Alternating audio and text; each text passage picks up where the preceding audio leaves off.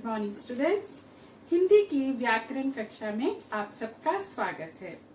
आपने पिछली कक्षाओं में पढ़ा था कि वर्ण किसे कहते हैं, तो व्याकरण का प्रथम विभाग था वर्ण विचार।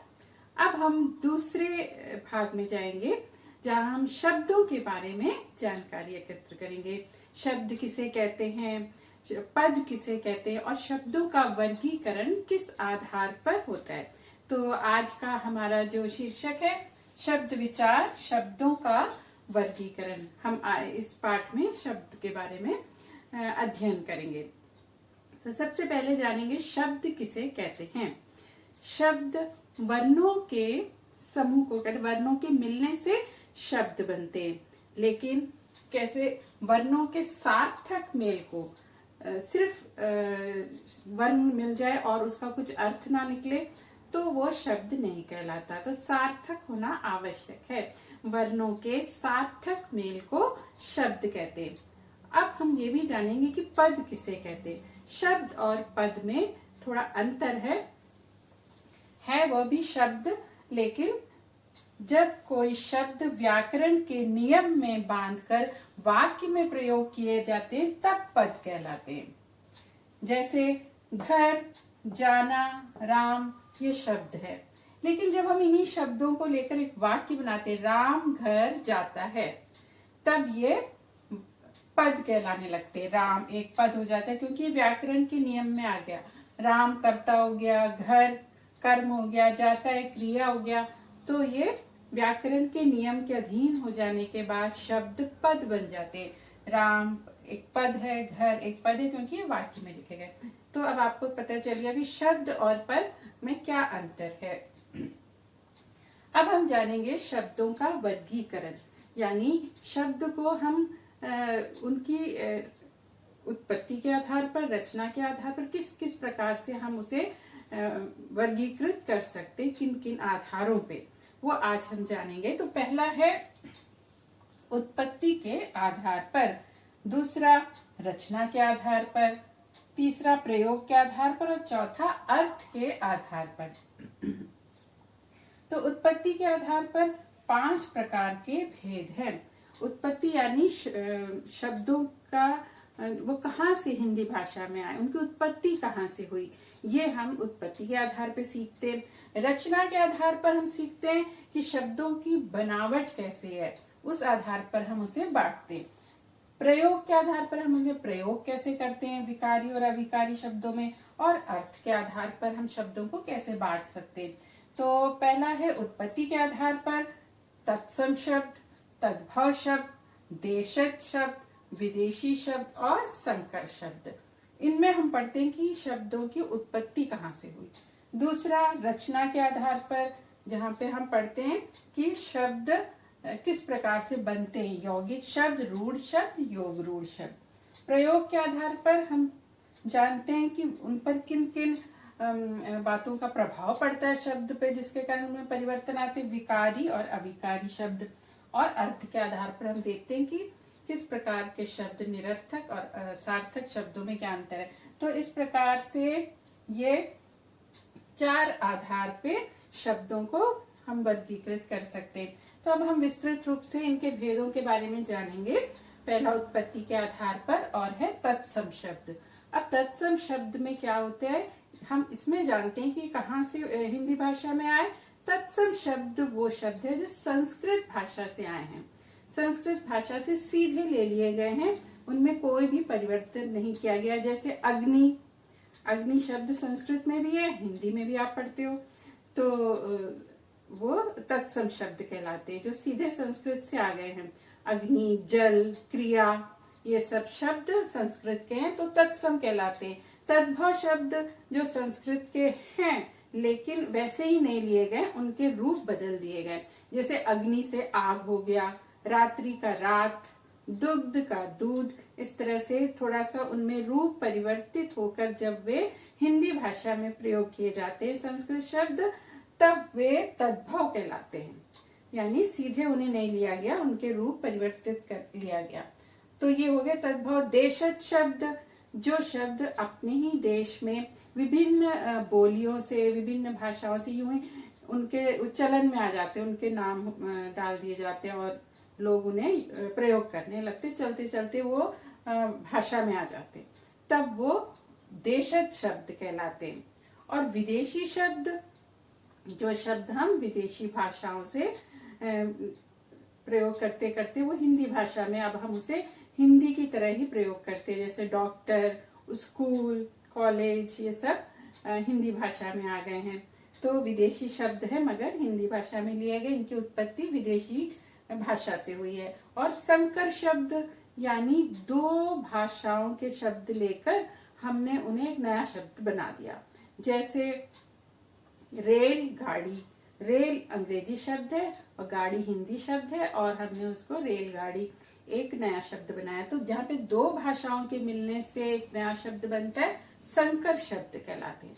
तब आपको आ गया कि उत्पत्ति के आधार पे जो 5 भेद हैं वो किन किन रूपों में पाए जाते हैं। अब है रचना के आधार पर। रचना के आधार पर यानी शब्दों की बनावट के आधार पर।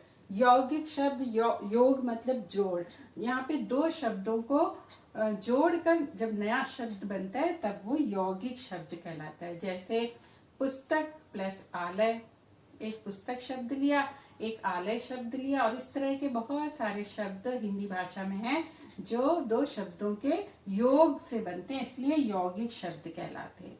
तो यहाँ पे हम अगर उन शब्दों को टुकड़े करें तो आपको दो शब्द दिखेंगे और दोनों के अर्थ भी दिखेंगे, तो यौगिक कहलाते हैं। और रूढ़ शब्द कौन से हैं? रूढ़ शब्द वे शब्द हैं जो जिनके हम टुकड़े नहीं कर सकते, वो किसी एक ही अर्थ में रूढ़ हो गए और अब उनके टुकड़े नहीं हो सकते। अगर आप टुकड़े करोगे तो उसका कोई अर्थ नहीं होगा और उनके टुकड़े किए नहीं जा सकते, वो एक ही शब्द होते हैं। जैसे कुर्सी, अब कुर्सी को आप दो शब्द नहीं कर सकते, वो एक ही शब्द में रूढ़ हो गए। तो ऐसे शब्दों को जो एक ही हैं, जिनके टुकड़े नहीं हो सकते और जो एक ही अर्थ में रूढ़ हो गए हैं, अब उनसे कोई नया शब्द नहीं बनेगा, वो एक ही अर्थ में रूढ़ हो गए हैं, रूढ़ शब्द कहलाते हैं। अब है योग रूढ़। यहाँ पे योग भी है और रूढ़ भी है, अर्थात ऐसे शब्द जो दो शब्दों से तो बने हैं, योग हुआ है उनका, लेकिन वो किसी और अर्थ में रूढ़ हो गए हैं। यानी जो आप उनको अगर दो भागों में बांट के उनका अर्थ जो आप समझ में आ रहा है वो उनका अर्थ नहीं है।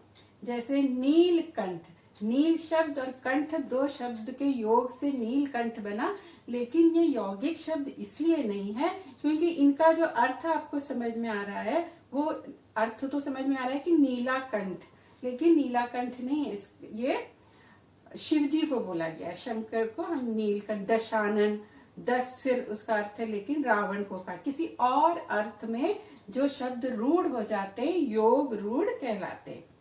अब ये हो गया आपका रचना के आधार पर। तीसरा है प्रयोग के आधार पर। विकारी शब्द, अविकारी शब्द। विकारी शब्द वे शब्द हैं जिन पर वचन, लिंग, कारक आदि का प्रभाव पड़ने से ये चेंज हो जाता है, अपना रूप परिवर्तित कर लेते हैं। जैसे संज्ञा शब्द, विशेषण शब्द, क्रिया शब्द, ये शब्द विकारी होते हैं क्योंकि बदलते रहते हैं। जैसे लड़का लड़के हो जाता है, लड़की अपना रूप बदल लेते हैं, इन पे वचन का, लिंग का प्रभाव पड़ता है। क्रिया शब्द जाता, जाति हो जाता है, विशेषण अच्छा, अच्छी हो जाता है, तो ये बदलते रहते हैं इसलिए विकारी। लेकिन अविकारी शब्द कभी बदलते नहीं है। जैसे क्रिया विशेषण शब्द होते धीरे धीरे, जल्दी, थोड़ा, ये ऐसे ही रहते हैं, इन पे कोई लिंग वचन का प्रभाव नहीं पड़ता, इसलिए अविकारी कहलाते हैं। संबंध बोधक शब्द भी होते जैसे के साथ, के बाहर, ऐसे ही रहते, ये कभी बदलते नहीं है। समुच्चय बोधक और, तथा, इसलिए अविकारी शब्द है क्योंकि इन पे किसी का प्रभाव नहीं पड़ता, ये बदलते नहीं, ऐसे ही रहते हैं हर जगह ऐसे। और उसके बाद विस्मय आदि बोधक शब्द, अरे, वाह, ये भी अविकारी शब्द है क्योंकि बदलते नहीं है। निपात जो होते, ही, भी, ये निपात होते, ये भी ऐसे ही रहते। ही, उसने ही किया है, ही निपात कहलाते। मैं भी जाऊंगा, भी, ये भी ऐसे ही रहते हैं, तो ये भी अविकारी शब्द है क्योंकि बदलते नहीं। तो अब आपको आ गया विकारी और अविकारी में क्या अंतर है, और ये प्रयोग के आधार पर दो इनके भेद है। उसके बाद अर्थ के आधार पर निरर्थक शब्द सार्थक शब्द। निरर्थक शब्द हम कुछ शब्दों को प्रयोग कर लेते लेकिन उसका कुछ अर्थ नहीं निकलता, लेकिन वो सार्थक शब्दों के साथ ही जोड़ के हम उन्हें प्रयोग करते हैं। जैसे चाय वाय, अब चाय का तो अर्थ है लेकिन वाय का कोई अर्थ नहीं है, तो वो निरर्थक शब्द हो गए। तो कुछ ऐसे शब्द, निरर्थक शब्द भी हम प्रयोग करते हैं लेकिन सार्थक शब्दों से जोड़कर। उसके बाद सार्थक शब्द तो आप पूरा जो पढ़ते हो सब सार्थक ही है, सबका अर्थ निकलता है। जितने भी आप शब्द याद करते हो, पर्यायवाची शब्द, विलोम शब्द, एकार्थी शब्द, समश्रुत भिन्नार्थक शब्द, वाक्यों के लिए एक शब्द, सब आप पढ़ते हैं ना, तो वो सब कुछ सार्थक है क्योंकि सबका अर्थ है। तो अब ये अर्थ के आधार पर हो गया निरर्थक और सार्थक। तो ये था शब्दों का वर्गीकरण। अब हम कुछ अभ्यास कार्य करके देखते हैं और देखते हैं आपको कितना याद है। अगर एग्जाम में आपको आएगा कि दो तत्सम शब्द लिखिए, तब आप क्या लिखेंगे? वो शब्द जो संस्कृत से लिए गए हैं। तब आप लिख देंगे अग्नि। अग्नि संस्कृत भाषा से आए हैं, तत्सम कहलाते हैं। अग्नि हो गया, क्रिया, ये शब्द हो गए तत्सम शब्द। अब बोलेंगे दो तद्भव शब्द लिखिए, तब आप वो शब्द लिखेंगे जो संस्कृत के लेकिन रूप बदल कर आए हैं। अग्नि से आग, क्रिया से काम। उसके बाद देशज शब्द जो हिंदी के अपने देश में जो चलने वाली भाषा से आए हैं, देशज शब्द कहलाते हैं। जैसे थैला, ठोकर, ये हिंदी की अपने देश में पाए जाने वाले जो शब्द है, अपने देश में ही बने, इसलिए देशज कहलाते। विदेशी जो विदेशी भाषाओं से आए हैं, जैसे डॉक्टर, स्कूल, जो आप बहुत अधिक प्रयोग करते हो लेकिन विदेशी शब्द है और हिंदी भाषा में प्रयोग किए जाते हैं। संकर शब्द जो दो भाषाओं से बने, जैसे रेलगाड़ी, छायादार, छाया हिंदी है और दार फारसी है, तो दो अलग अलग भाषा होने के कारण संकर शब्द है छायादार।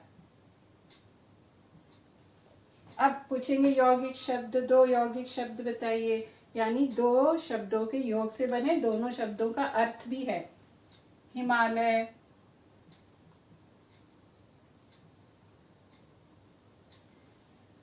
सब्जी वाला,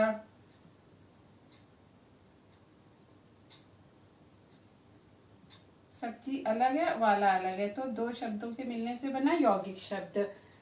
निरर्थक शब्द चाय वाय,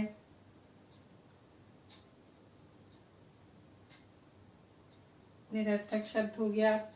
खाना, खाना वाना, वाना निरर्थक हो गया। खाना वाना, वाय निरर्थक हो गया और वाना निरर्थक। सार्थक शब्द तो सारे सार्थक शब्द हैं, रात, दिन, सब सार्थक है। उसके बाद रूढ़ शब्द बताइए, कोई दो रूढ़ शब्द जो चलते चलते एक ही शब्द में रूढ़ हो जाते, रूढ़ शब्द कहलाते। रूढ़ शब्द,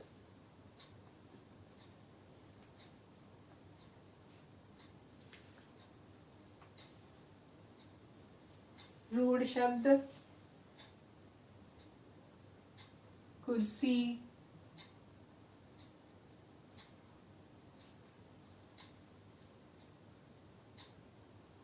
पैसा।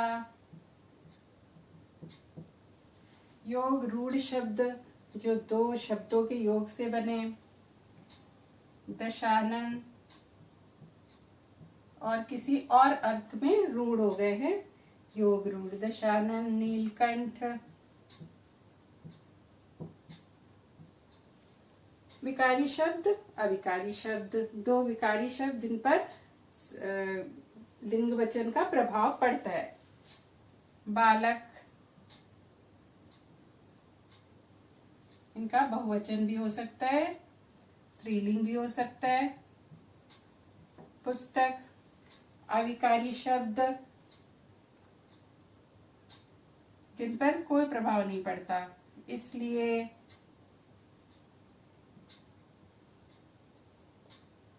थोड़ा। तो इस तरह से आपने जान लिया कि शब्दों का वर्गीकरण 4 आधार पे होता है और आपने इन शब्दों के बारे में भी जाना। अब इसके अंतर्गत जो भी अभ्यास कार्य वो मैं भेजूंगी और हम अगली जो कक्षा होगी उसको हम आपको क्रियात्मक रूप से दिखाएंगे इन शब्दों को। ये सारे शब्द अपना परिचय देने आपके पास आएंगे, स्वयं आएंगे और आप तब उनको जानोगे। तो हम अगली कक्षा में देखेंगे।